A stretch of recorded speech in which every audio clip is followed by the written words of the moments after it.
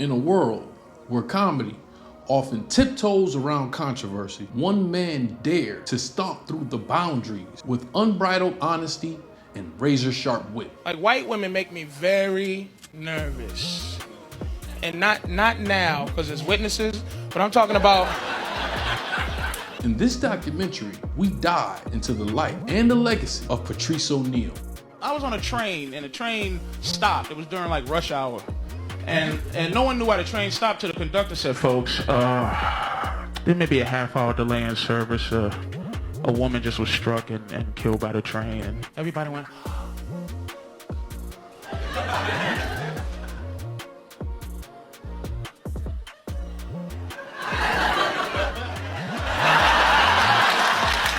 A towering figure in the world of stand-up comedy while being an exuberant opponent of the Illuminati. You can't marginalize the Illuminati, man. It's there. You think that the founding fathers set something up that has continued all throughout these years? I could get killed for this, but I'm gonna say it.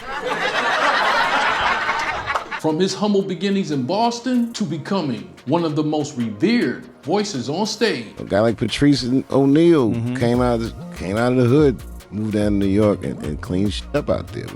Patrice O'Neal captivated audiences with raw authenticity and unapologetic humor. But this documentary isn't just about laughter, it's about truth. Patrice O'Neal fearlessly tackled taboo subjects. Men want to be alone, but we don't want to be by ourselves. We want you somewhere, like on the roof, anywhere, but just not in front of me.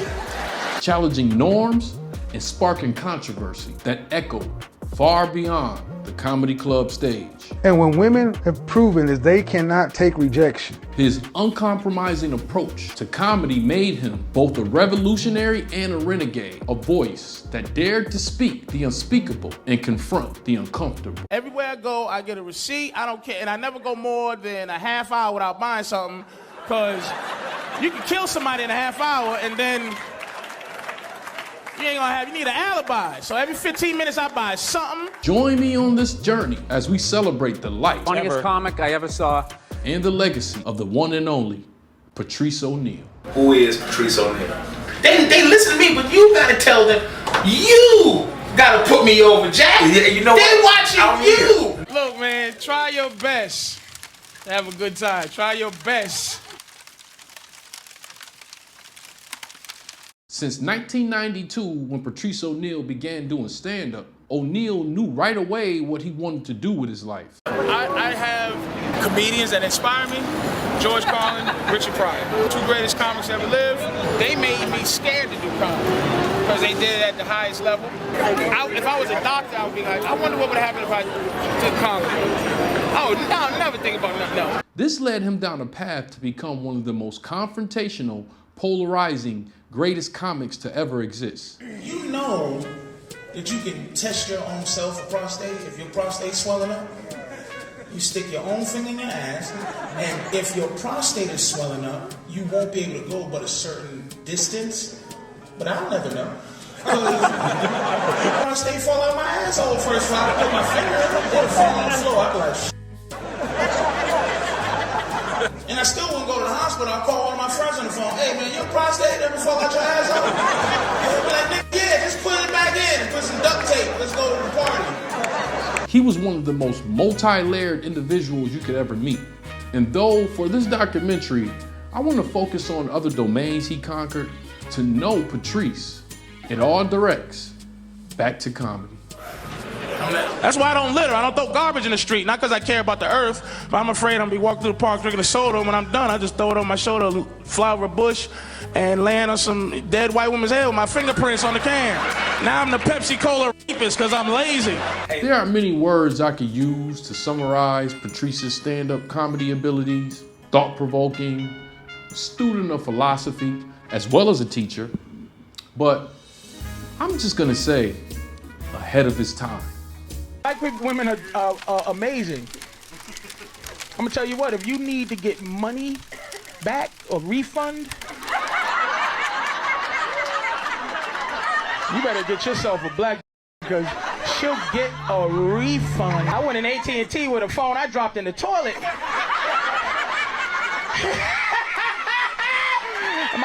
back there. I'm like, hold on, let me talk to this guy. Hey, man, I dropped my phone in the toilet. I just want a replacement phone. And he's like, well, I can't do it. I had to put a hood on her head because she's back there like, we cannot give you any phone. If you drop it in the toilet, we are not responsible. You got one more fucking chance, man. Sir, I'm sorry. Okay. He was maybe the most talented you can find on playing off of people's insecurities. Not just yours and not just mine, but his own as well. Cookies could kill me. Now, I found out 5 years ago I was diabetic, so you figure I haven't eaten cookies in 5 years. But it's not the case. I'm walking through the supermarket and I see some white chocolate covered Oreos. And that's death. You understand? That's and everything for me. And you figure I walk right by like, what the f is this? This is, I could die from this. Who put this display here? But it's not, I'm sitting there, I'm shaking, I'm praying to God. I'm praying to God for the strength. I'm wasting a good prayer not to eat cookies. I'm not praying that people in Africa get food. I'm like, oh God, please give me the strength not to eat these cookies. And I'm lactose intolerant, but if I eat these cookies, I gotta have some milk. But I don't want to die, but you gotta tell yourself something to make you feel better. Like, you know what? I don't need both my feet. To being a pure asshole on stage. Thanks, Bud, for that horseshit intro. Make it real easy for me. Yeah. Excuse me, can you hold that for a second? So. To pointing out how stupid we are as Americans. I'm so arrogant. When I travel to other people's countries, I refer to them in their own country as foreigner. I act like they visiting me. I look at them like, oh, where are you from, man? Where are you from? Like, clothes you got on, foreigners? Oh, what is this language you're speaking here in Turkey? Speak English! There were not many subjects he was afraid to touch. In fact, as you'll see in this documentary, he took topics that were taboo and looked at them as a challenge to write jokes on. I'm on my period. You still want me to come over? No! Why? What the fuck? You're gonna force me to talk? Is that a crime? Don't come over my house, can't f***. I don't mind if we don't f***, but I don't want to can't f***. What is interesting is that many of his thoughts were ones that may not have been in the forefront at the time, but would soon be. He had, I say, a 10-year head start on many things today that are more common in thought. Ladies, don't you want to know why y'all so miserable with this man shit?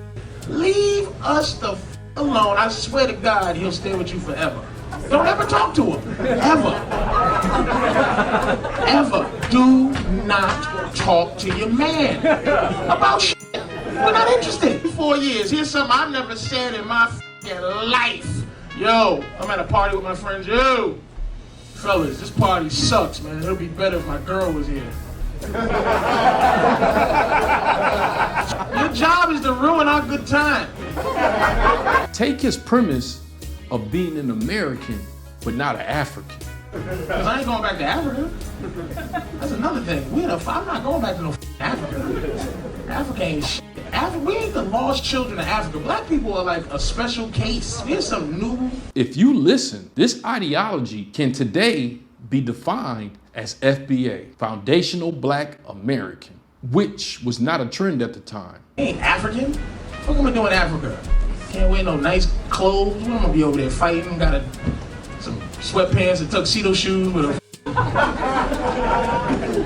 AK-47 fighting. Because the Belgians told me. I'm American. I don't know what the fuck I am, but I ain't African. They don't love us. One thing that stood out about Patrice is his ability to speak on relationship status quo in America. He excelled with these philosophies, not only on stage, but on radio as well, where he was a beast, even in roasting, where he is an all-time great. I want to know why black people complain about certain things. If you're going to complain about anything, complain about Family Matters, because they showed the worst thing you can show, which is a black nerd. There's nothing worse than a black nerd. Except for a white shellless turtle.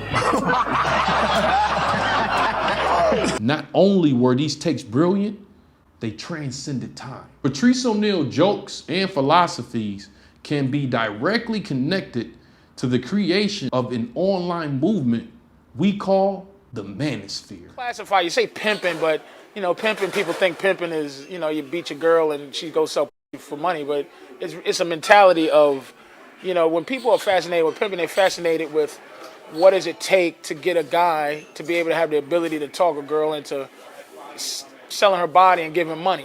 That's not what dudes want, but they want to know what the magical understanding of that is to like convince a girl against her better judgment that you're right, and she be happy with that. On a scale of 1 to 10, how do you rate women?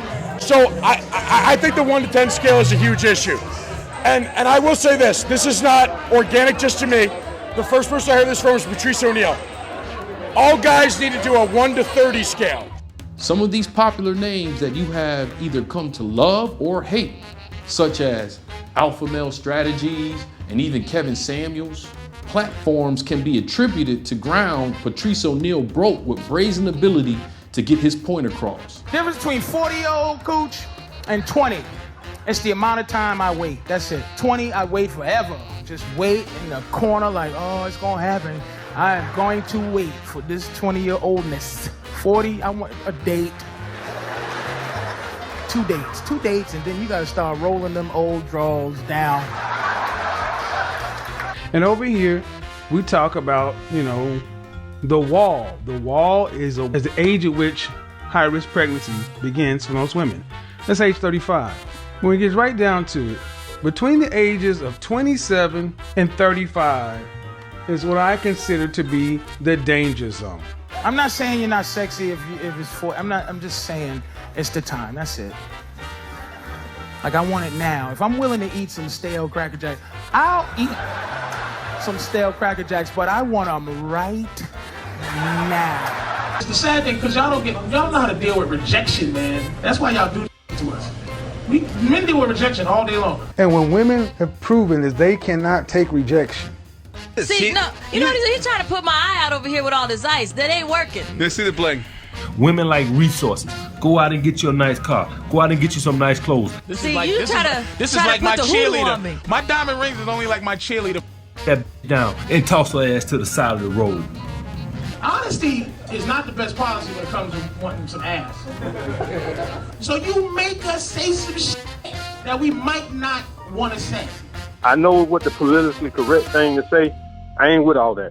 Now, any dude that's fucking multiple bitches, if I'm fucking with a Friday, Saturday, and Sunday, there ain't nowhere in the hell if that girl Sunday asks me, so what did you do Friday and Saturday night? And I'm going to say, oh yeah, I went out with a and I'm hoping you be the third this week. I'm up and lie. Why? And say I was out with friends. But y'all want us to be honest, but you can't deal with honesty. I can't go, no, I don't miss you, sweetie. Not even in the least. I wasn't really thinking about you.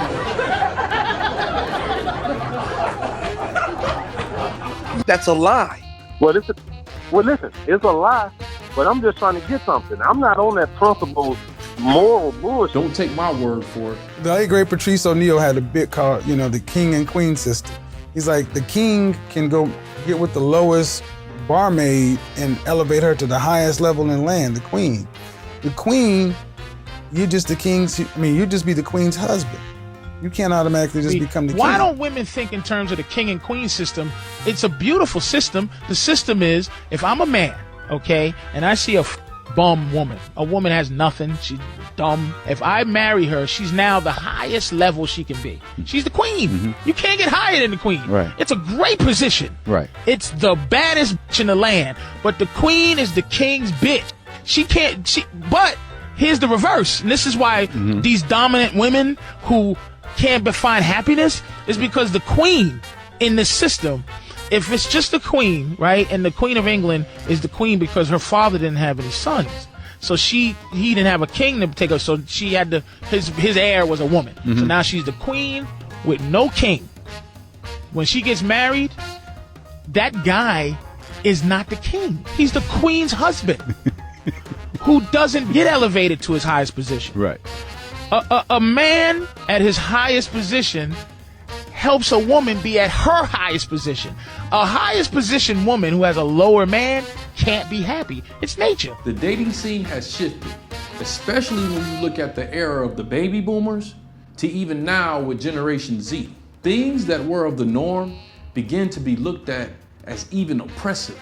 During these times, men such as myself, we begin to look for answers. I'm a dude where I'm like, I want to give her money. I want to make sure she's okay, but at the same time, I want to make sure I'm okay too, and not money-wise, just mentally. I want to be happy. I think my happiness, paramount. I think if it trickles down for me, it's better, for me. That's what I think. I mean, it could be misogyny or whatever, but I just think it's not 50-50. It's not, I think the only way a relationship could survive is if your girl looks at you like you're better than her.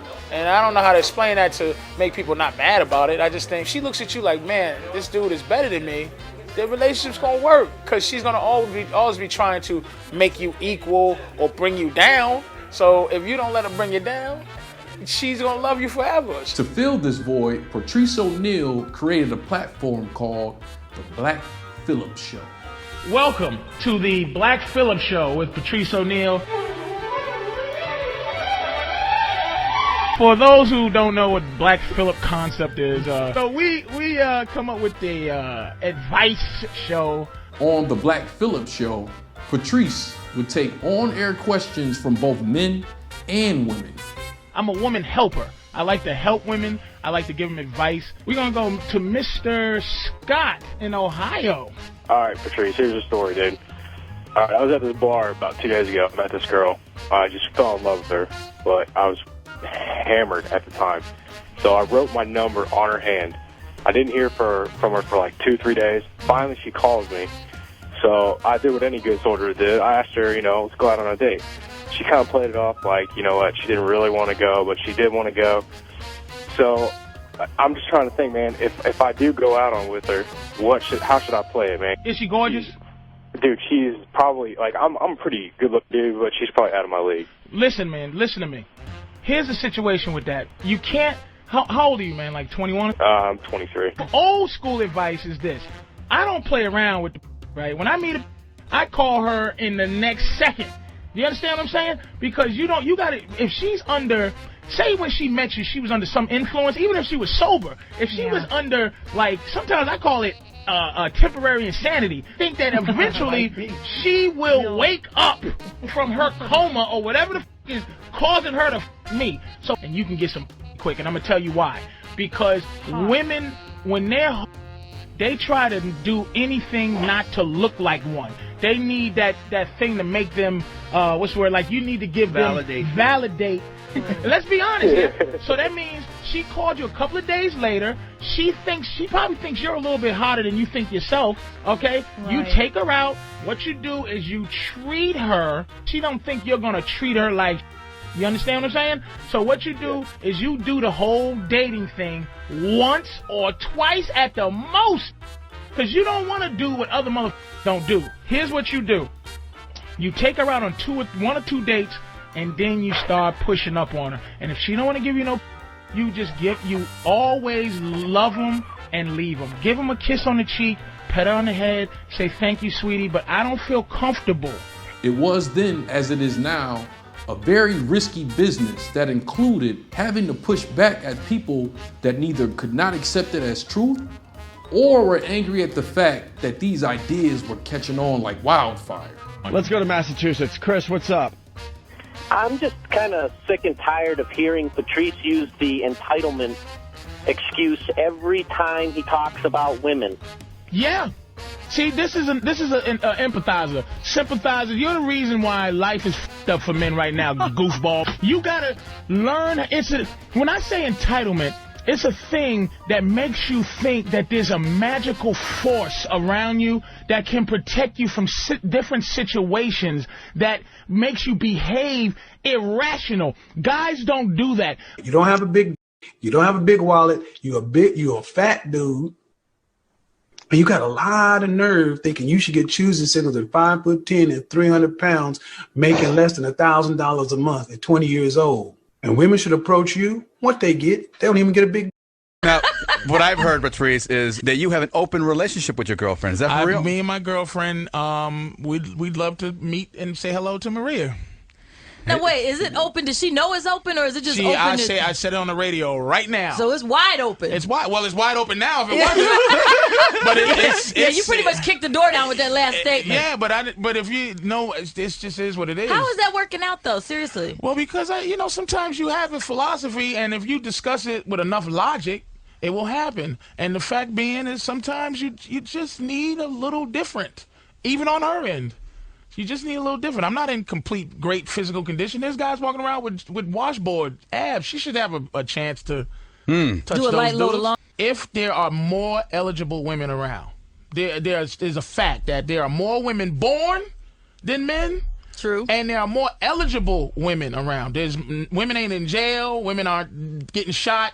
Women aren't doing a lot of things that make it less men. Right. Why, if there's less men, why can't I have 2 or 3 or 4 girls? Why can't if you meet me and you like me and she likes me too? Why can't I have enough? Why can't both of y'all be my woman? I want to teach men how to give their women different options on how to think, and that's what I think a lot of problem is: lies in relationships. Patrice, being a well-versed comedian, was not afraid to take on this backlash. Okay, let me say this: there are a lot of traditions that are not necessarily good traditions. Okay. There is no reason that why should a woman be oppressed and be forced to stay home as a stay-at-home mom if she doesn't want to? It's not no. Wait a minute, Krista, hold on. I'm not saying, sweetie, I'm not saying you should stay home, but I'm saying you should not make your husband stay home. Why can't I just have 2, 3 women? Why? Patrice, with the rules of engagement. I'm asking. The answer. Oh, look at! I asked her to be logical. I wasn't gonna commit. Her reaction is emotional. Be emotional. Sound familiar? Wait a minute, Krista, wait a minute. It's not equal. No. What you do is you call women on that bullshit, and what's the first thing to come out of their mouth? Shame, insults, guilt, the need to be right. Sign language. Another popular YouTube show, Fresh and Fit, is just another example taken directly from the Patrice O'Neal playbook. All right, so we'll start. Who wants to go first? Who got a question, disagreement, whatever it may be? This is your chance to talk back. Or go ahead. Last thoughts on the show. For you. Okay, sure. Go ahead. Are you in a relationship? Here we go. Ooh.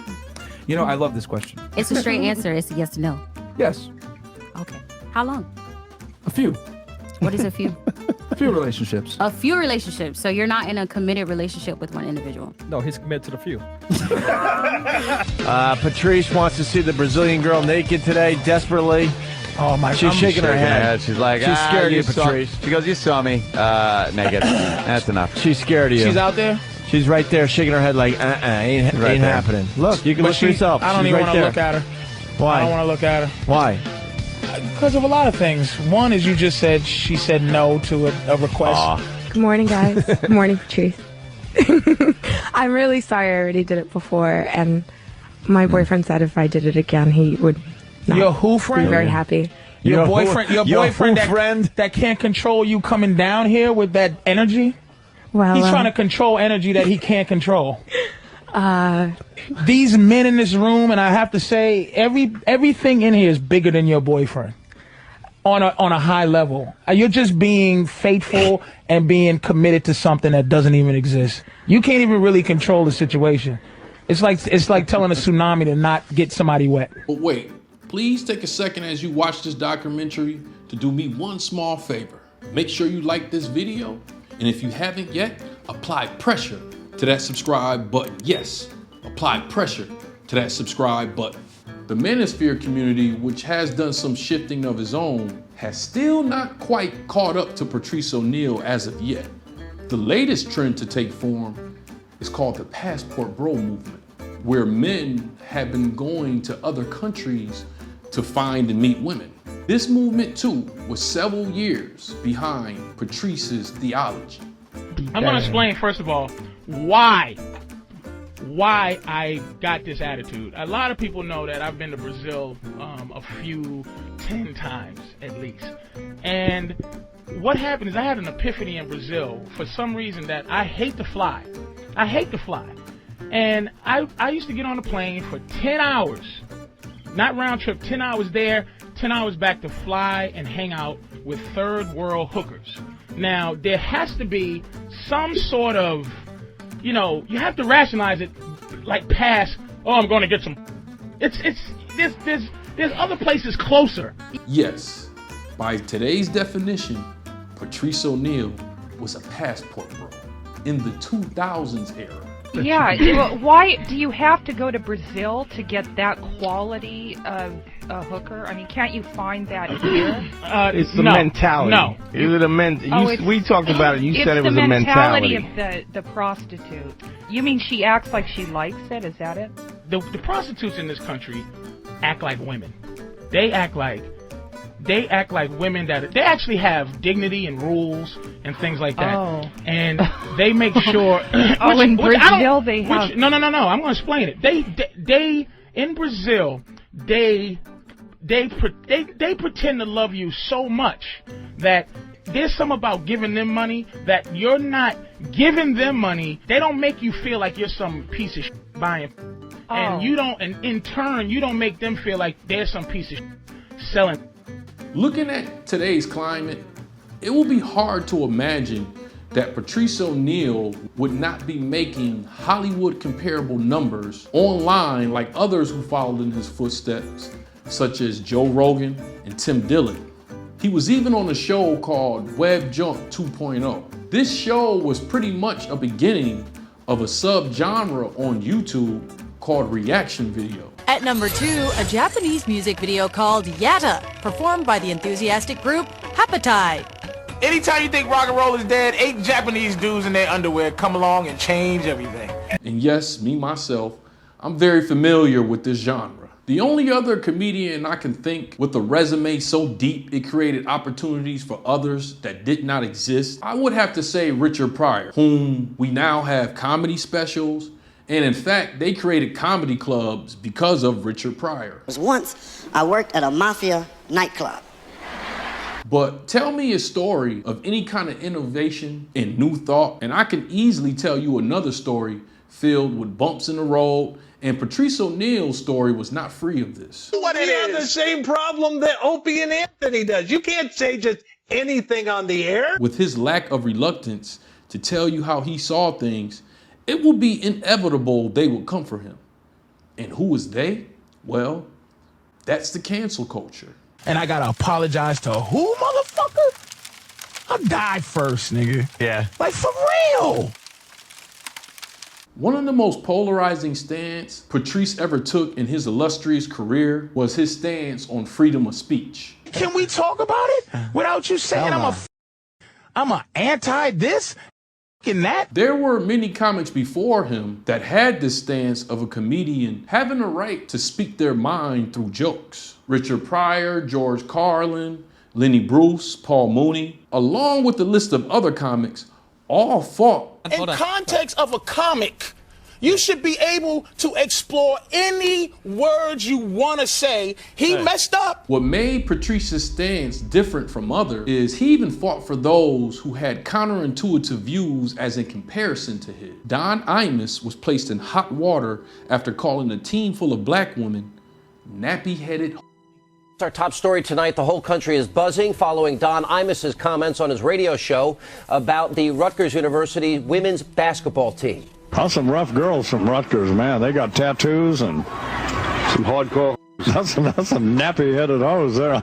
During a Fox News televised segment, Don Imus had an unlikely ally in a debate which asked the question, should he be fired for such statements? Quote, beginning Monday, April 16th, MSNBC will suspend simulcasting the syndicated Imus in the Morning radio program for 2 weeks. This ally was Patrice O'Neal. Williams, and right here in our New York studio, comedian, radio personality, Patrice O'Neal. All right. Did the CBS and NBC do the right thing? No. What are they accomplishing after 2 weeks? And what are they accomplishing? What are y'all trying to accomplish? Go after him. You don't find anything wrong with those comments? It's something wrong with the comments, but you act like Don Imus and Kramer are like malignant spot. Now, this was a risky take for a few reasons. Fox News, to this day, has a history of finding tap dancing Negroes who are willing to go with anti-black narratives and perform takes that if a white man said it, they will be deemed racist. Show host Tommy, you are my envoy to Black America. Johnny's my correspondent. You're my envoy. Will the Chicken Summit be effective? No, because let me tell you something, Jesse. He forgot to bring watermelon and grape drink. Some could say that Patrice O'Neal was in this position when you watch this segment. We have to defend these young women is because no one else will. The reason why we have to punish Anonymous is because if we don't stand up and speak out, no one else will. And comments like this will continue to be mainstream in public space. Well, what if this was your daughter who worked so hard, reached the championship, and some dopey radio host says something like that? You wouldn't like it. First of all, have you had any of those girls on? What do you think they really said when they heard that? They didn't go, oh, that's outrageous. They went, I know he didn't call me no nappy-headed. That's what they said. If Patrice said this comment today, he would be defiantly called a coon or an Uncle Tom. To say nappy-headed was it funny? Is hilarious. But in reality, he was anything but that. Would it be different if a black person said it? Of course. I could say nappy-headed day. But right. I want to be able to call white girls straight-headed hoe anytime I feel like it. Anytime. And would you? Of course. Patrice knew that if society started canceling anyone who said anything that they deemed racist or offensive, that soon after this, the cancel culture would spread and come after him and his hot takes on the white community and women. But listen, if we start challenging that word, right, and we start to try to ban the word and ban the word nappy-headed, right, let me ask you, how? Who's going to suffer in the long run? It ain't going to be white people. You don't say nappy-headed on a regular basis in the street. I might. He knew that canceling someone for comments that seemed unacceptable, it would have to apply to everyone, not just old white men.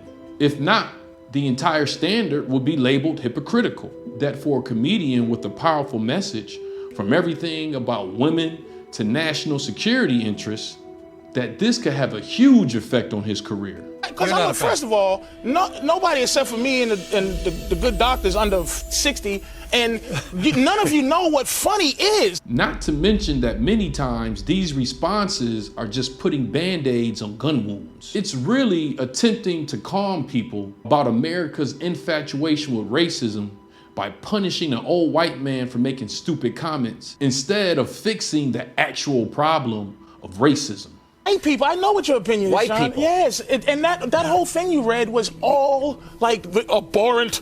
That's what NBC said. Nobody black is saying that. That's because this is something that he fought tooth and nail for with Lamont Hill on air. This oncoming trend of canceling everyone was even developing in this very segment that Patrice participated in. Listen to the words of another guest who participated in this same discussion. Don Imus is not the only shock jock who used this kind of terminology and these racist remarks. There are other people that use it. You set a dangerous precedent when you say that someone like Don Imus should be fired, because there are a lot of people out there who happen not to look like Don Imus. It's easy to fire people like Don Imus and Savage and others, but we got to hold everybody to the same standard. We must establish what is the standard. Let's fire anyone who makes racist remarks. Let's fire all of them. Hold on, Armstrong. Lamont, who was adamant that everyone who says anything unacceptable should be fired. Every single one. He's now been suspended. Should he be fired? Are you saying you want him fired? Absolutely. I think I'm happy that CBS has stood up. I'm happy that the network NBC has stood up and said, look, this is punishable, and they're giving him 2 weeks. But 2 weeks is insufficient. We cannot allow this type of thing to happen. Let's fire all of them then. I have no problem with it. And then what? Are you offended? I'm not. But what Lamont was not realizing, he was falling into the hands of a trap set by some very cunning people. We know Al Sharpton said if the Jews want to get it on, tell them to pin their yarmulkes back and come on over to my house. Have you ever asked for their firing? Who were not only trying to silence folks, but also divide at the same time. Do you think they deserve to be on the national scene leading the effort against Don Imus, considering their background? Okay, that's a different question. Absolutely. What do you want? You want to jump? Go ahead. Because I see what you're doing. What am I doing? Because the seriousness of the doctor is what the down. He's so. It's the fact is, You're saying the doctor's a hypocrite? No, not a hypocrite. Tricky.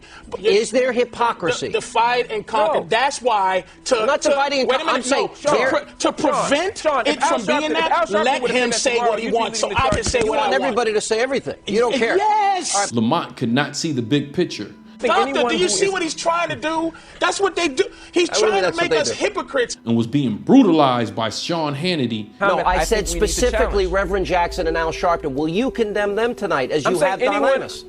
I'm saying anyone and everyone. Yes, I think making. You're having a hard time with this. You really, I think. Actually, no. As he progressed further into the trap and gave Fox News exactly what they wanted. You over here celebrating, calling people hoes and thinking it's funny. To me, that's oh man, stop it. That's an on-air spat between two black men. They painting you into a corner. You don't even realize that your whole seriousness is messing you up. And now you gotta commit to saying that Al Sharpton and Jesse Jackson are hypocrites. You had to commit to the hypocrites. You had to commit. Cheesing in soft shoe and talking about how this isn't a serious issue. This is where the problem is. This is a serious issue. It's now this is what they do. Who's they? They make us fight. Who's they? Who does? When he goes soft shoe. That's more insulting to me than nappy-headed.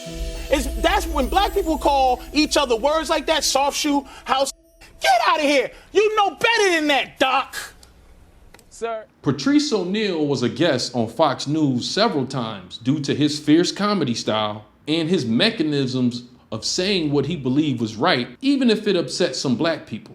To as hoes, whenever referred to as the B word on a constant basis, we need to challenge that. Not just when it comes from Don Imus, when it comes from anyone. All right, now, you know what, dude? But listen, if we start challenging that word, right? And they attempted to use him as a tool, not knowing what they really had in front of them. At some point, this tool was bound to strike in a way that they did not approve of, as mainstream TV as a whole was moving into what we now call the cancel culture. Maybe they were not too sure of O'Neal's Hollywood track record, but you cannot control something or someone that doesn't want to be controlled.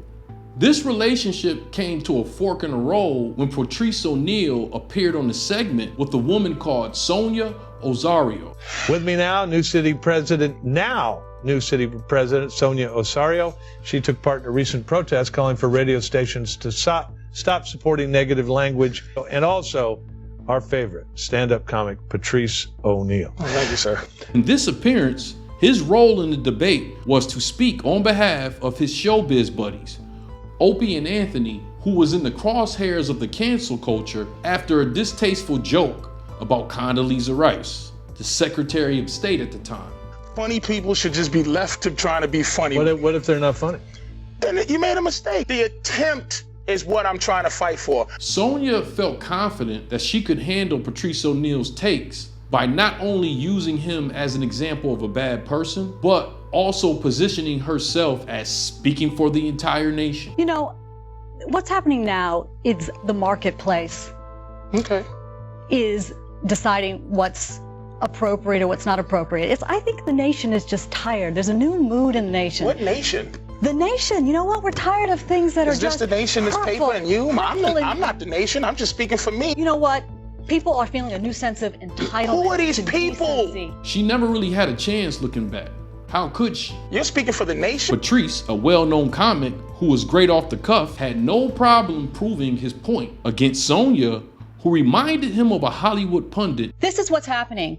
There is a change in this country. Who came off as a robot just reading off a script, but not actually connecting to any form of reality. She has an entire encyclopedia of her stance on it, but it's no passion involved. It's not a real, this is just what she has to say. We are outraged and fired. And now she's representing just women in general. She's not representing the nappy hoe part. She's representing just the hoe. The nappy headed part, she has nothing to do with. All your information, ma'am, is secondhand from someone making you aware that someone may have said something that you should be upset about. They say the first person to insult someone during a debate identifies themselves as the loser of the debate. Outraged and fired and fired and fired. Sonia showed her frustration with not being able to handle Patrice O'Neal's takes by committing this mistake. Name calling. I'm outraged. I am outraged. You should be. I am a fool. Now, if I called you a fool, But ultimately, it would not be Sonya who would pay for this. As I first mentioned, this is when the country began to shift toward the cancel culture. We have the same problem that Opie and Anthony does. You can't say just anything on the air. So this was Patrice O'Neal's last appearance on Fox News. Patrice O'Neal, thank you very much. Sonia Osorio, thanks to both of you. Appreciate it. Time for big. It wasn't just his brash comedy style that made him a hit amongst folks from different demographics. It was his ability to deliver a message in such an intelligent manner, a philosopher of sorts. The same thing that made him a friend to many also made him an enemy to others. And I got in this business because I was a funny kid. And then I found out what comedy was, and it ain't funny. Similar to another comedian I have covered, Paul Mooney, Patrice O'Neal had a serious disdain for Hollywood. Though the two shared a disdain for Hollywood, it came from different places. While Paul Mooney was more against the message Hollywood produced, it could be argued that Patrice wanted a piece of that fame. You know how much money it take me to go, you motherfucker, to everybody? 5 million. His problem with Hollywood was the phoniness that entails what it takes to make it in Hollywood. It makes me furious because you feel lonely and you feel helpless because you know you have to deal with this to make it. And then Hollywood, they tell you who to hate. And this disdain for the phoniness of Hollywood flashed itself in many different forms. Many times on how he acted and things he would say when placed in Hollywood situations, and around other entertainers who were successful at capitalizing on what Hollywood had to offer. Take his stint on the very popular comedy show, The Office. That's fat butt disease. That's what you suffer from? Yeah, fat butt disease, Mike. Though he got the role on this now very popular and syndicated show, Craig Robinson, another character on The Office, spoke on how Patrice was just not interested. Bro, Patrice could have, he would have and could have. He didn't give a about Hollywood or The Office. Not even in the checks. Matter of fact, they told me, they were like, Craig, can you get in touch with Patrice? We have checks for him. Like it was, sky was the limit, but he didn't want it. He wanted to be in New York. What about the writing job he held for the Wrestling Entertainment Corporation called the WWF, now known as the WWE? I wouldn't be surprised if you didn't know he had a writing job for these folks, because he only had it for 2 days. I forgot you used to write for the WWF and the WWE, right? Yeah, man. Flew on the private jets with Vince McMahon and all that. Genius, 2 days. I got fired quick, man. Why? Because that thing is a cult. Like, it's like you got to do it their way or the highway. And I just said, you know what? At some point, I'm going to be on the highway anyway, so let me just go now. Yeah. Thank you very much for this 2 days, man. It was genius. Katt Williams had a very popular joke on the Hollywood parties that many are required to attend before ascending in the industry. Motherfuckers be gay in Hollywood, you never expected. They be having these big ass mansion parties, and the mansion party, the whole mansion is a party, and then it's a separate party in the little rooms. I ain't been famous that goddamn long. I'm excited to be at the mansion party. You be looking at all the goddamn rooms, and you around and look in the wrong room and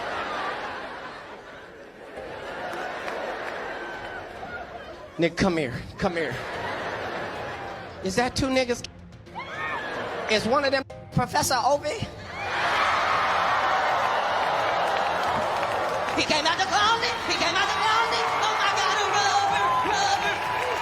God, It was this system of initiation that O'Neal was aware of, but not interested in, and in no way wanted any part of. I affiliate myself with Jews, low-level to mid-level Jews, because they deal in money. You pay them dough. They don't want you to be Jewish. You don't have to join. You don't have to give anything but what you owe. You don't have to go to the parties. Those are two situations that it seemed things did not work out just from Patrice being himself, which was anything other than authenticity. It wasn't that he didn't want the fame, he just didn't want what came with it, which was self-censorship. The fear that when you owe is that they're gonna take everything from you. So if if they didn't make you, they can't really break you. And you see, I say they. I want to find where it's just a couple of dollars. Just give me, I just want a couple of mil. There's no way I shouldn't be bigger than I am. It's scary, dude. It's scary. Good job, Patrice. I get the shakes when old white people say great job. I'm not. Good job, Patrice. You're supposed to hate me. I'm anti you. This is very much apparent when you hear him speak about Hollywood as the Beast. You can hear this rant on the Beast in many of his appearances on the radio show Opie and Anthony. He boiled down Hollywood as an analogy of being the Beast. The Beast consists of different cartels or demographics that initiate people into the Beast as long as you play the game. The game we're in is like jail. You gotta be, there's no rogue, lonely gunslinger guy in Hollywood. You gotta join something. It's the cartels, man. You do not, look at, gay people have a powerful cartel. The whole thing with the Beast is it devours folks and gives them almost anything a human can desire, but once you say or do anything the Beast is highly against, it spits you back out of his belly and you become a mere image of what you are made of. This business is the Beast. Yeah. And it eats everybody and shits them out. But here's what's funny about the Beast. It's a never-ending line of people who want to get in the mouth and get chewed up and shit out. When the Beast pick you up to put you in your mouth, you shining. People see you. This scenario was seen recently with Jonathan Majors, a black celebrity who shot to stardom quicker than most. His light was dimmed after being arrested for a minor domestic dispute, which many seen him as a victim running through the streets of New York City with a blonde white woman chasing him in rage. Your reaction to that verdict? Shock. Patrice spoke on how this happened so brilliantly, but he also embellished on what the Beast asked for as favors even before spitting you out. But when you hear the knock on your door and he goes, I need you to do me a favor. You're gonna be at the dinner with the president, aren't you? Yeah. Or you're gonna be at a dinner with somebody I want dead. Right. I want you to put this pill in his drink. Oof. I don't. Well, see. Well, what you owe is we're gonna kill your whole family. I told you I want my favor. So you do that, and then just you'll get caught and maybe go to jail. But your wife and kids, we won't blow the whole house up. But you owe us. But if I get upgraded to the next level, okay, say I get a show on TV. Say it's not too popular. Mm-hmm. But they keep it on for me until it gets popular. Well, favor. I owe. All right, Patrice, we need you to do a big favor. That's this business! Jesus Christ. That's this business! One thing that was clear in this rant is that he knew of all the traps and pitfalls. Over the past few years, Mo'Nique has taken tons of heat from both the industry and the public as well for asking for more money. And it's more money than you've ever seen before until you find out this ain't the right money. This ain't the right amount. Wait a minute. If they got this, why am I getting this? Then you start putting the pieces together and you start saying, it's not right and I'm going to speak about it. They just fired Terrence Howard from Iron Man 2. Did they fire him or did he quit? He fired. Why would they I didn't know he was fired. He was black asking for too much money. Whiteness. Oh jeez. Marvel's like, hey, look, Iron Man sells himself. We can put somebody in a wheelchair play Iron Man, Jack. We don't need you. So everybody in Iron Man that started standing up for that money got the boot. The issue that kept him reluctant to take on Hollywood is he knew that he had a lot of thoughts and messages that the Beast would just not approve of. I'm in BJ's, I saw a box of a toy kitchen. A boy was on the front. I don't think women they don't have a choice. I don't believe after they're pregnant, there's one excuse. Other than that, it's not their body no more. It's not your body once you're pregnant. Once it's an apartment. After you're pregnant, it doesn't belong to you because God didn't ask you if you wanted a choice to be able to make babies, and he didn't ask us if men wanted a choice to be able to have sperm. We just happen to be able. Patrice, wanted to stay authentic to himself and his fan base, even if that meant not ascending in Hollywood. See, that's why people go, well, why Patrice isn't... I don't want to owe that much. I don't, because he also knew that there are many people that agree with these sentiments he expressed, and while he's not making the money he would in The Beast, he would rather stay on the side of opposition of The Beast rather than bite the apple. There's people that count on me to have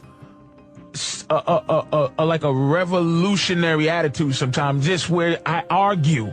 Yeah. So I let a lot of people down if I put myself in a position to have to flop around on my belly. You can see this when he had an interaction with fellow star comedian Chris Rock.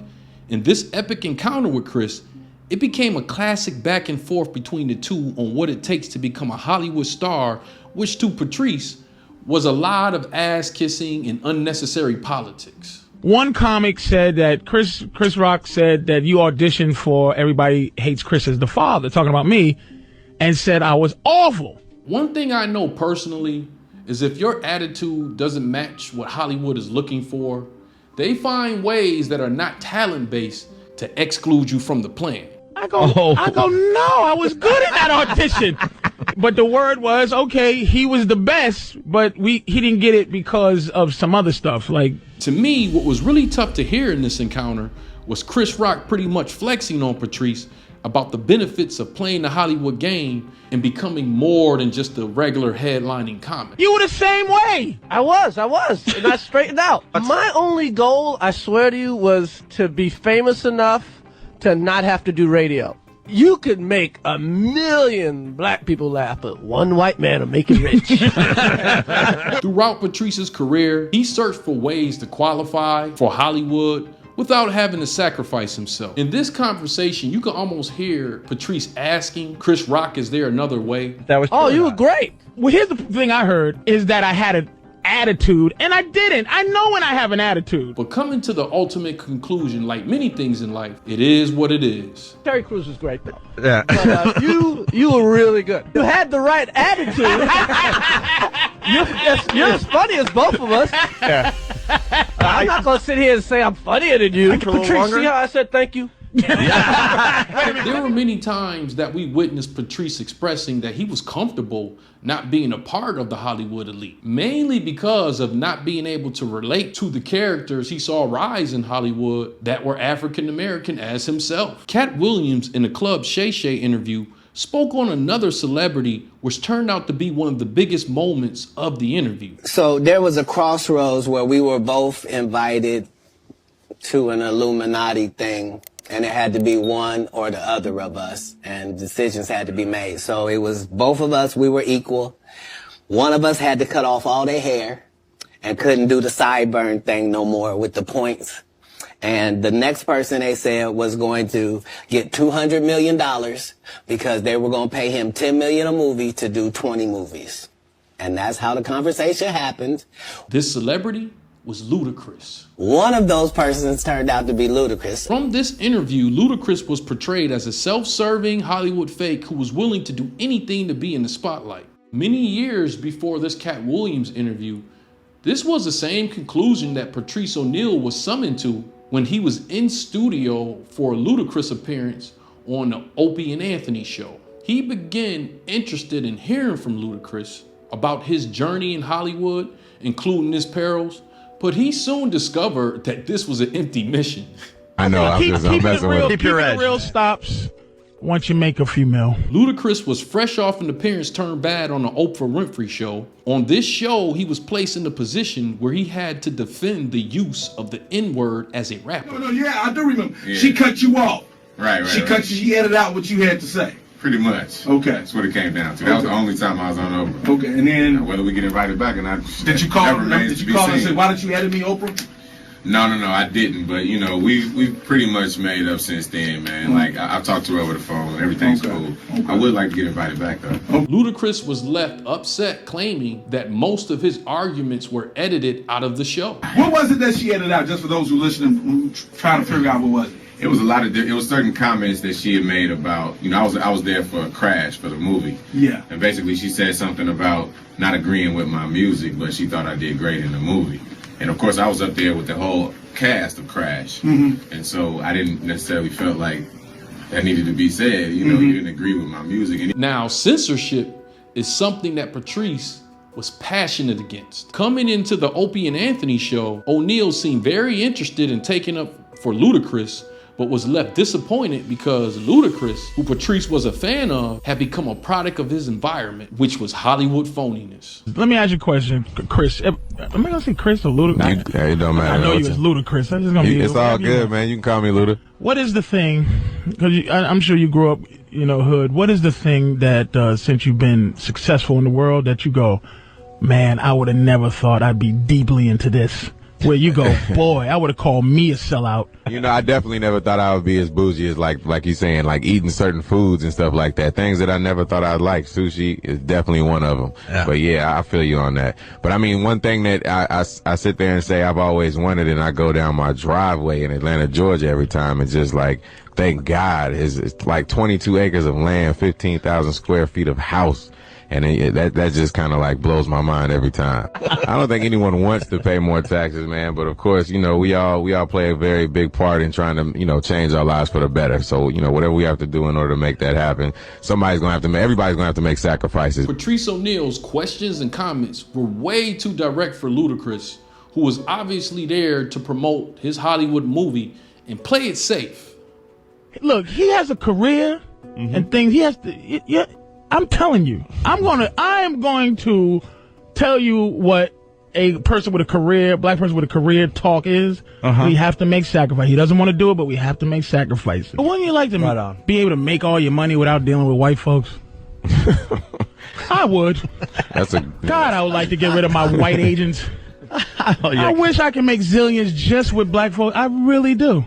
So I don't have to look at your stupid faces ever again. Patrice O'Neal's comments and questions were way too direct for Ludacris, who was obviously playing a Hollywood game, making sure all his comments were safe. You've been involved in some, very controversial things that are worth talking about. We've never talked to you about them. Oprah didn't want to empower rappers and doesn't believe in rappers and hip hop. I mean, that's pretty crazy.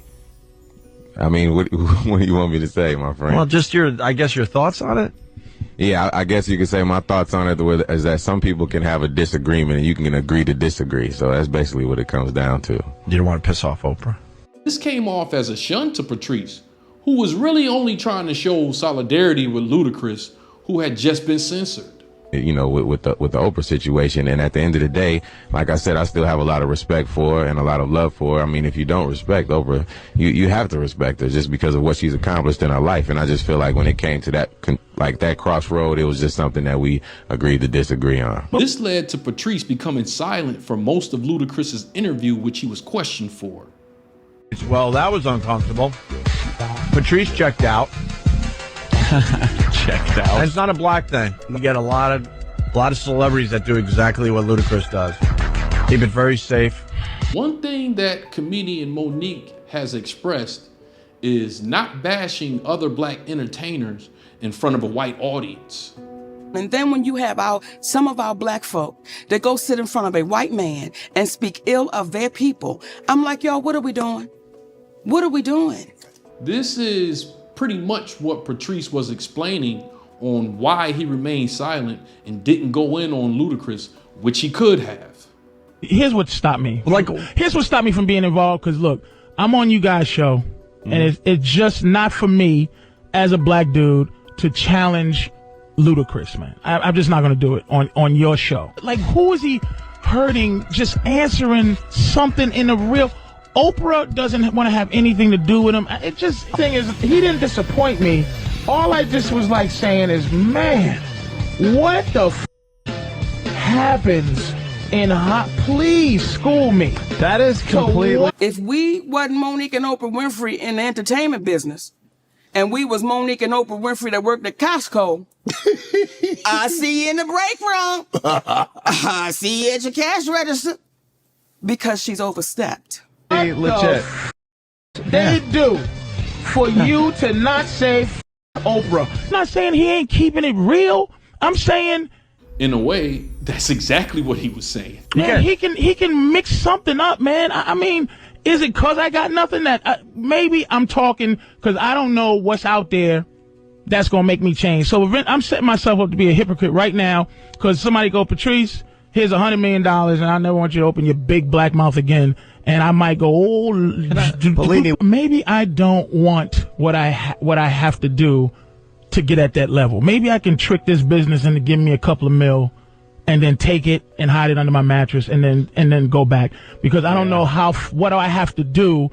Do I have to be that way? I don't know, man. Once they reach that point, they stop. And when they get to that stuff. point, it's like I'm gonna man. It's just man. Who gives a damn? Max Payne. Who cares? Ultimately, Patrice said something that someone as authentic as himself would only say. I think being a black celebrity is not real. Is that he really doesn't have any respect for Ludacris, aka Chris Bridges.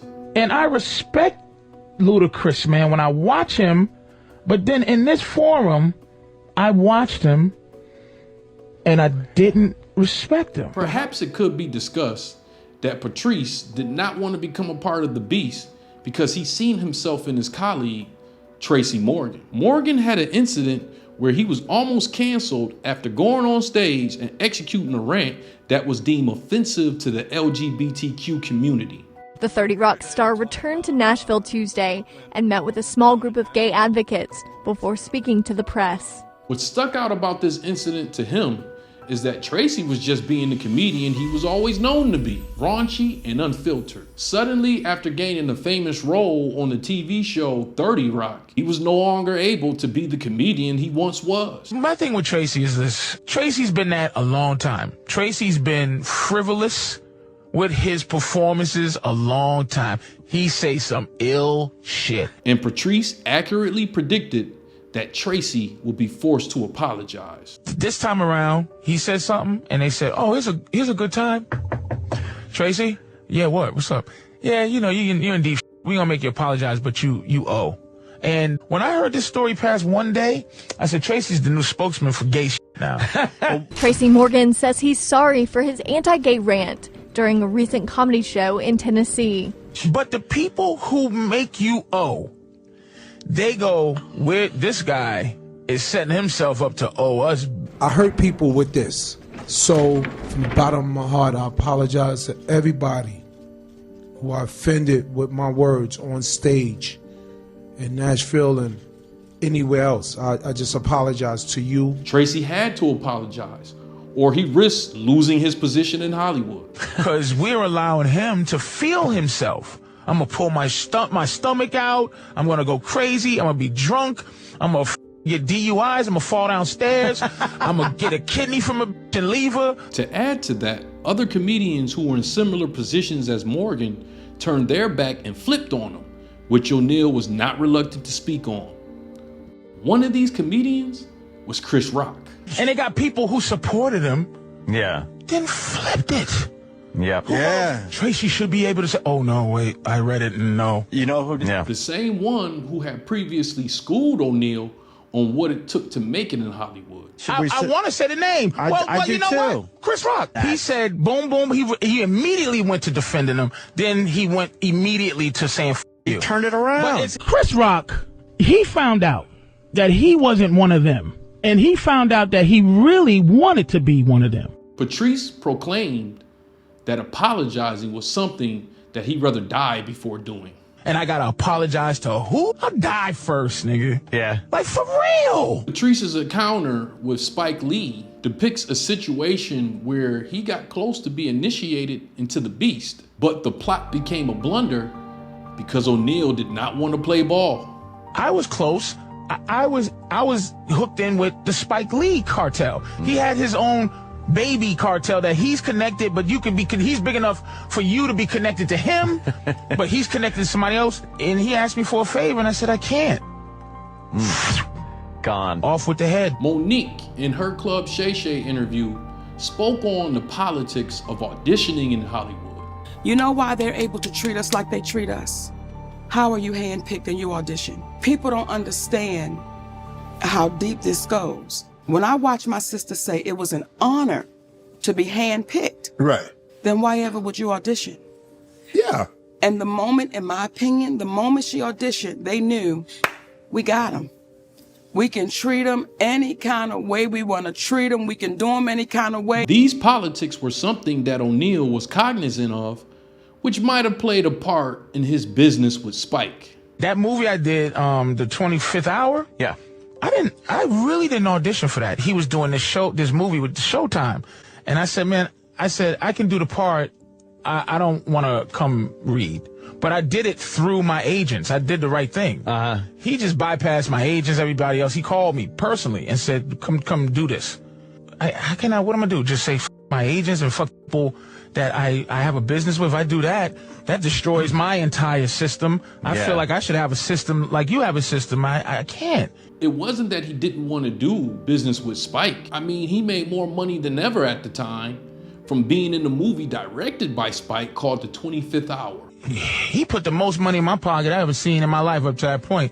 He put me in a couple of movies, voiceovers. He had access to a lot of things and threw me in. For someone such as O'Neal, Hollywood was too much of a risk. A risk he was not willing to take. I mean, why? There's absolutely no loyalty in it. Loyalty in this business. Oh my God. If you're loyal to someone in this business, you're a idiot.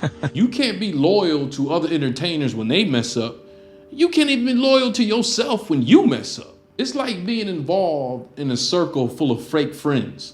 But in this circle at the time, you're all acting like you love each other until one of y'all mess up. Then no one's gonna talk to you. As like other Hollywood stories involving O'Neal, this one ended with him not being initiated into the beast and also never working with Spike Lee ever again.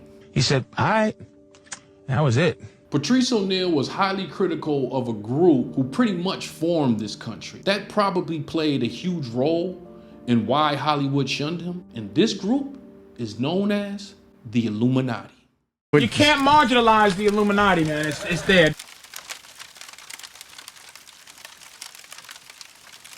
Since the dawn of time, secret organizations have ruled our society from the shadows. Organizations that have garnered the most notoriety have been ones like the Illuminati, Skull and Bones, Scientology, Hermeticists, the Rosicrucians, and the Knights Templar, amongst many. It's very well known that these organizations possess some secret knowledge that allowed them to have an unfair advantage over the masses. One thing that I think that he was aware of but never spoke to is that this so-called group called the Illuminati are pretty much the employers of Hollywood. They are one and the same. A lot of people who have power never knew what it was like to be respected just because they exist. So if you get a lot of weak people who are now put into powerful positions, they're really, really corrupted by that. This did not scare off O'Neal, who went down a route many at the time were afraid to walk on. We've got a very well-known comedian who's done HBO specials, you name it, who's been on the broadcast before, Patrice O'Neal. The one thing, if I have to pick out one thing that got me going, was the fact that the Federal Reserve Bank is a private-owned company. That, on the lowest levels, I have never gotten past that. The internet made information more obtainable. And as Patrice began to discover that a country he professed to love had no love for him or any of us as it matters. You can't, I think there's an instinct to people who believe in New World Order and globalization. There's an instinct. You don't have to be informed to have that instinct. And you go, man, something's wrong. Like, you just have an instinct like, why am I not as happy as I should be right now? That's the New World Order instinct. Then you go and you find certain things out. Through the years, he used his radio appearances on Opie and Anthony to point out these signs, symbols, and even laws that not only placed black in unmovable positions, but were just bad for the people. Black people call the crazy crackers in the hills that say, we gonna kill you if you come on my property. Black people automatically think those people are crazy, but those people are the revolutionaries of our time. They live how the people who freed the country from England live. But to a black person, whatever the news thing does, it makes us think that those people are insane and out to get me. That's the game they play so that black people don't get deep into the New World Order. It's another divide and conquer. It's a divide and conquer thing. Even to the contrarian views of his fellow hosts, Opie and Anthony, he did not hesitate to ask questions that were very taboo. Who's behind it? Banks. But banks. So they all get together. Yes. And have these meetings and plan The this shit. Bilderberg group. And they plan it. The Foreign Affairs, the Committee for Foreign Affairs. It's these guys. They exist. People who just want to run the earth. There's too many people. They want us to take drugs and vaccines. Once again, you could mention Dick Gregory, George Carlin, Paul Mooney, and even recently Katt Williams and Dave Chappelle as comedians who questioned some of these things. But where Patrice took it was to a place, as he mentioned, to where he could die for some of the information he was relaying. I could get killed for this, but I'm gonna say it. Some of these questions are more common today because of personalities such as Alex Jones and groups such as QAnon. But in the 2000s, Patrice had a voice that was able to resonate with people unfamiliar with these names. And the fact that after 9/11, you can fold it up and you can see the Twin Towers burning. Now, right. Why are demonic symbols on the dollar? Why is that? Why? That's the devil pentagram, man. So what does that mean? Well, look at this. All symbols Illuminati, of the Illuminati eyeball. on our f***ing dollar bill. Yes, Why? because why is this country in debt to the banks and forcing us to pay for it? This country went bankrupt in 1931. The government slaves to the bank, and we're slaves to the government, but we just say okay. The real fact is, you don't own your money. How many times do you pay $7 with a credit card? We don't even carry cash. Cash is useless. So our money is digitized, man. Why are eugenics being accepted as factual science even to this day? If you go, if there's the eugenics and the globalization and all of this stuff, and you read about a company, Monsanto, they are dismantling Mexico. Mexico used to be self-sufficient with their food. Monsanto came in, and they have genetically modified food that only grows with the chemicals that they have. He even spoke on how Obama was just a deception, which is typical for whites, but outlandish for a black man to say at the time when Obama was still a beloved figure in the black community. You were, very early on, right when the Obama deception came out, when Obama was still like God. Today, you will find many blacks that are unhappy with Barack Obama's 2 terms. But Patrice was already on that road as it was being built. You were saying people need to see this Obama deception, and you were saying, hey, this shatters the left-right paradigm. And they were saying, what, Patrice, you support Bush? What this was really about is Patrice had figured out the system. Maybe too much, not only for a rising comedian star, but also an FBA figure who was coming to be known in the industry as the funniest man alive. All right, listen, we got a Mason on the phone here. Bob in Pennsylvania. Bob, what's up? Oh, shit. Hey, I just got some questions. First of all, Patrice, I think you're funny as hell. All he is, I love the show. But when you were talking before, Patrice, about the Masons and how it's, we're controlling the world and stuff like that, or the country, I really don't understand. I've been in it for the last 10 years, and are you aware that there are black lodges? Yeah, a lot of black Freemasons, yeah.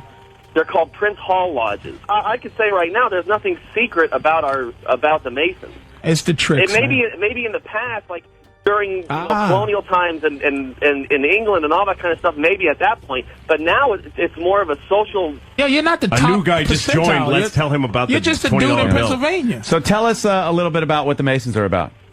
Well...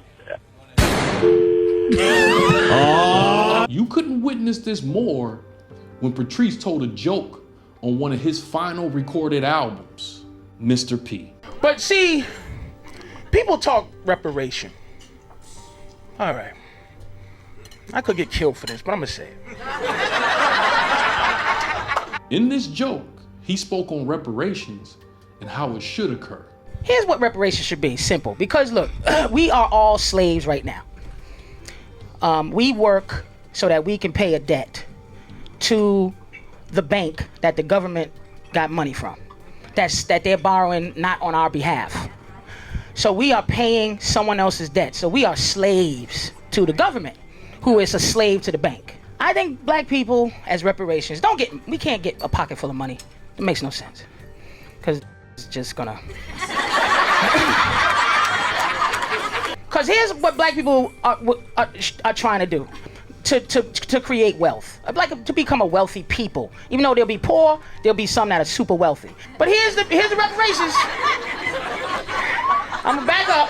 Since federal income tax is slavery, and we are all slaves, and reparations is an apology for slavery, the original slavery that we're talking about, black people should be exempt from federal income tax. Because what that'll do, it'll cause wealth. Here to do. The people who are going to do what they were going to do with the 100,000 that we would all get are still going to do that. Oh shit! Got more money! More sneakers! But the ones that understand money gonna take that shit and create wealth!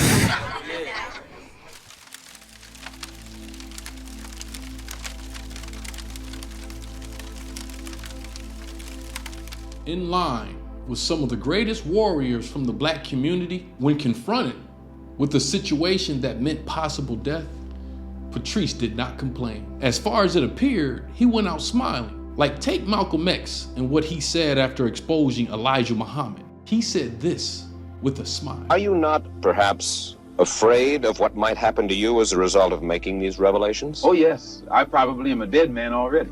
Patrice displayed the same characteristics. Before his ultimate passing, though less frequent. Patrice, there was a time he wasn't coming in as much, and then it turned out, he was obviously dealing with some health issues. Patrice continued to do his work, but he still got the same comical Patrice. Patrice did this at the end of his life. I have had my fun. If I never get well no more,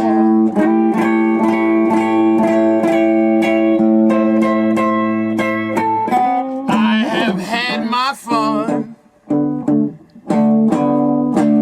If I never get well no more. Through his radio interviews and his stand-up, it was well known that Patrice was a type 2 diabetic, a disease he had been fighting since his early 20s. I'm diabetic, I make fun of that. I'm a victim. I might lose a toe. But I'm trying to make fun of I'm trying to make fun of anything I think I can make fun of. Sonia? On the morning of October 19th, 2011, he made a call to his fiancée that he could not move his legs. Soon, he was unable to speak. What Patrice was experiencing was a stroke that on November 29th, 2011 will claim the life of the icon. Patrice O'Neal, a popular stand-up comic who often appeared on Comedy Central, died on Monday following complications from a stroke he suffered back in October. In the weeks he remained in the hospital before his death, comedians and Hollywood actors alike would show respect. Funniest comic I ever saw. To what many would call the funniest man ever. Unfortunately, passed away. I'm gonna try to get through this, and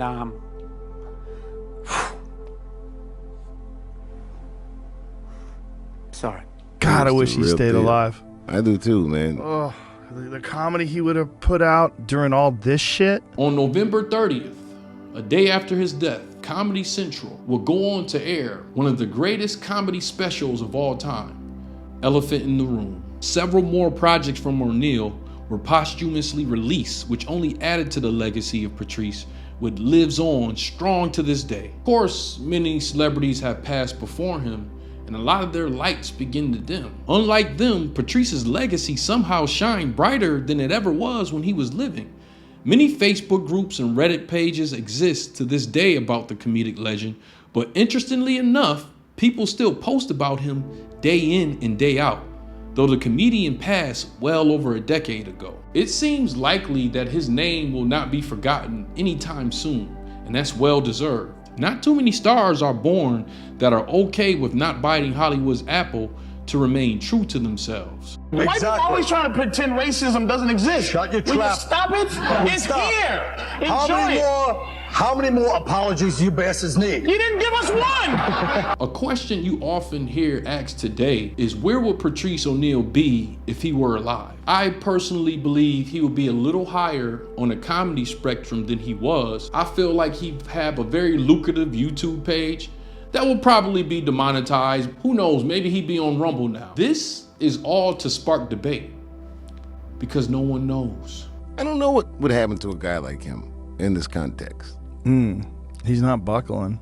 I'll tell you that. I know. So I say, right. I don't know what's going to happen. One trait that I share with Patrice is being true to myself. Now, I got this from my mother and not Patrice. But when I first heard him speak, it just lit up a flame I had going inside. I never heard anybody anywhere close to being labeled a celebrity talk in such manner. I met Patrice when I was a production assistant on a movie he appeared in, and it became one of the biggest regrets of my life. It was my very first Hollywood gig. I had not known the presence of greatness I was in, but I got to witness him roast other actors on his lunch break. Hindsight is 50-50. If I can go back, I would walk up to him and tell him that he would go on to become one of my greatest inspirations in this evil world of comedy.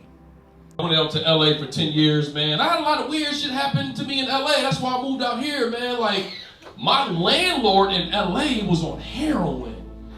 And I didn't know. When she sold the building, the people came and said, yeah, we brought the building. Did you know what your landlord was on heroin? And it was like everything in the past with her started to make sense after that. Because she used to come up to my door and ask for the rent like this.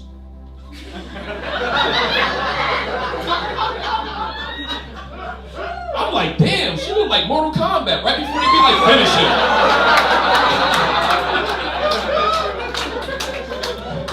I didn't know whether to pass her the rent sometimes or press left, right, up, down, A,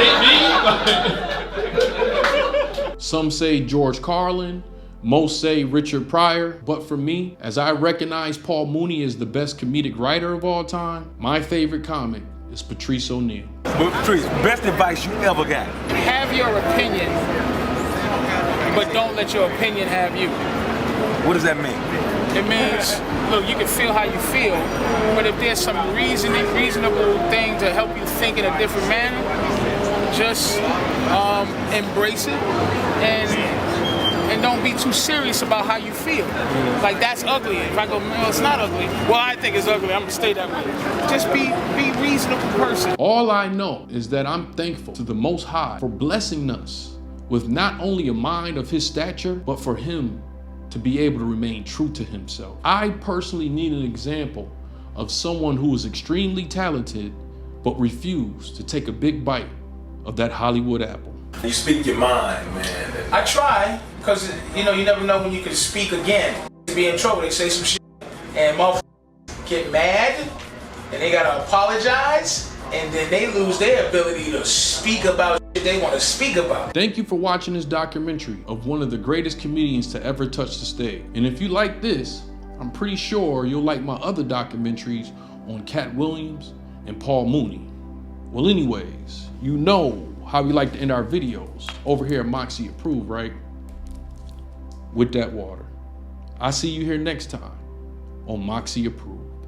Rest in peace to Patrice O'Neal.